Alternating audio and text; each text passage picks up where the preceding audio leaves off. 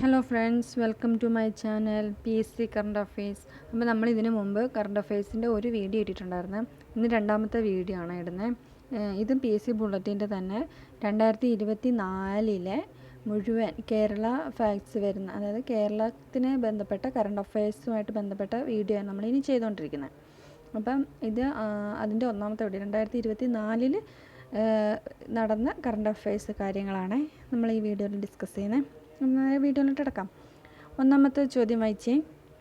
2024 Nipah virus ബാധയെ തുടർന്ന് മരണം റിപ്പോർട്ട് ചെയ്ത ജില്ല. നമുക്കറിയാം, നേരത്തെ നിപ്പ വൈറസ് കോഴിക്കോടായിരുന്നു, ഇപ്പം മലപ്പുറത്താണ്. അപ്പം ഇപ്പം നിപ്പ വൈറസ് മലപ്പുറം ജില്ലയിലാണ് നിപ്പ വൈറസ്. ഓക്കെ.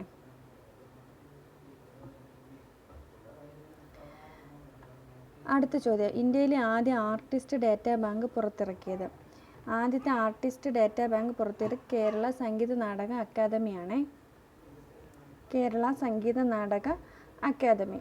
അടുത്ത, കേരളത്തിൽ തുടർച്ചയായി കൂടുതൽ കാലം മന്ത്രി പദവി വഹിച്ചതിൻ്റെ റെക്കോർഡ് നേടിയത്.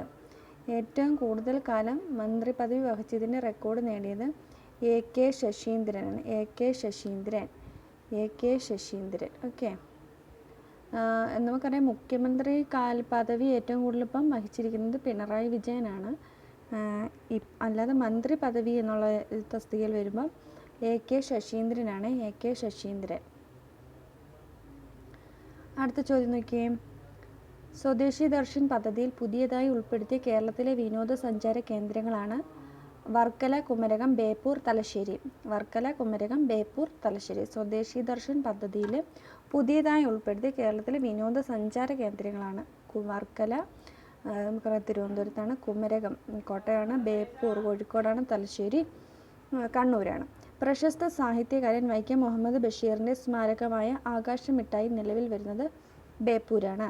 ആകാശമിഠായി എന്ന് പറയുന്നതാണ് അദ്ദേഹത്തിൻ്റെ, വൈക്കം മുഹമ്മദ് ബഷീറിൻ്റെ സ്മാരകത്തിൻ്റെ പേര്, ആകാശമിഠായി.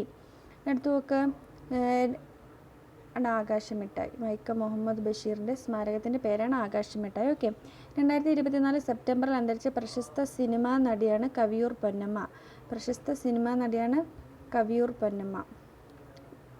അടുത്ത, ഇന്ത്യയിലെ ആദ്യത്തെ QR അധിഷ്ഠിതമായ നാണയ മെഷീൻ സ്ഥാപിച്ച നഗരം.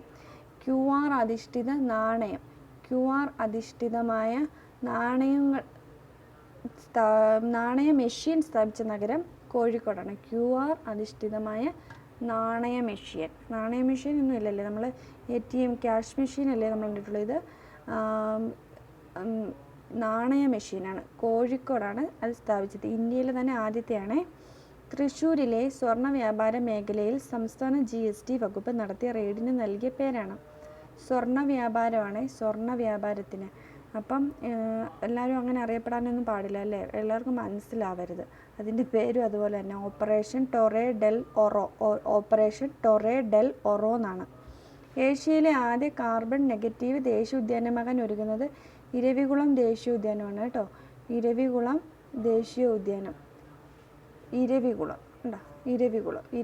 ദേശീയോദ്യാനമാണ് ആദ്യ കാർബൺ നെഗറ്റീവ്, അതായത് കാർബൺ വളരെ കുറവായിരിക്കും, ദേശീയ ഉദ്യാനമാകാൻ ഒരുങ്ങുന്നത്.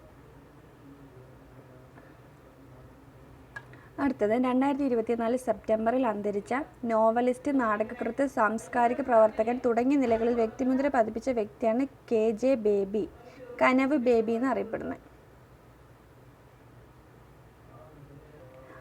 അപ്പോൾ കേരള സാഹിത്യ അക്കാദമി പുരസ്കാരം ലഭിച്ച KJ ബേബിയുടെ ഗോത്ര ജീവിത പശ്ചാത്തലത്തിലുള്ള നോവലാണ് മാവേലിമറ്റം. ഓക്കെ.